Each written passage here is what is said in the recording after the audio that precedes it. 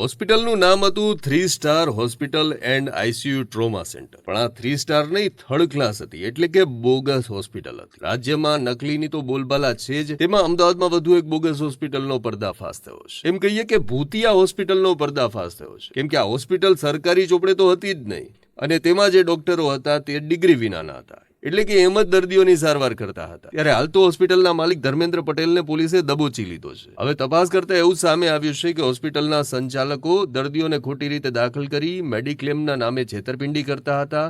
તેઓ વીમા કંપનીને ખોટા દસ્તાવેજો રજૂ કરી અને ક્લેમ પણ પાસ કરાવી લેતા હતા, જે અંગે વીમા કંપનીઓને શંકા જતા તપાસ કરી તો આખી હોસ્પિટલ જ નકલી નીકળી. પોલીસે આ હોસ્પિટલમાંથી ખોટા પેપર, સિક્કા, ખોટા રિપોર્ટ, સી ફોર્મ સહિતના પુરાવાઓ કબજે લીધા છે. હવે તપાસ એ કરવામાં આવી રહી છે કે આ હોસ્પિટલ કેટલા સમયથી કાર્યરત હતી. ત્યારે વિચાર કરો કે અત્યાર સુધી તો બોગસ ડોક્ટરો ઝડપાતા હતા, હવે તો આખા આઈસીયુ સેન્ટર, આખી હોસ્પિટલો નકલી દેખાવા લાગી છે.